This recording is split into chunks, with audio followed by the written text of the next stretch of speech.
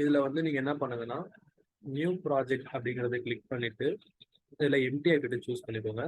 Choose பண்ணிட்டு இந்த இடத்துல நேமுங்கிற இடத்துல உங்கள் அப்ளிகேஷனோட நேம் கொடுத்துக்கோங்க.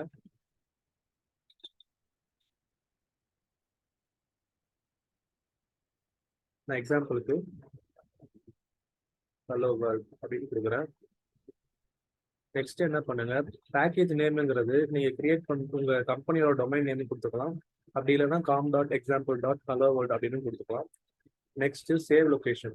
இது நீங்க எங்க உங்க ப்ராஜெக்டை ரன் பண்ண சேவ் பண்றீங்களோ அந்த இடத்துல சேவ் ஆயிரும்.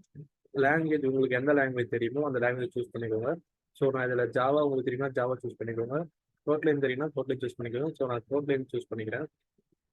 இந்த இடத்துல என்ன இது மினிமம் எஸ்டிகே அப்படின்னா என்னன்னா, என்னோட ஆப் வந்து லாலிபாப் வெர்ஷன் 5.0 இருந்து அதுக்கு ஹையர் வெர்ஷனாக இருக்கிற எல்லா டிவைசஸ்லையும் ஆண்ட்ராய்டு வெர்ஷன் டிவைசஸ்லையும் என்னோட ஆப் ரன் ஆகணும் அப்படின்றத நான் இங்கே செட் பண்ணிக்கிறேன்.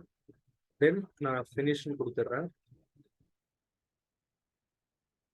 ஸோ உங்களுக்கு ப்ராஜெக்ட் கிரியேட் ஆக ஆரம்பிச்சிடும்.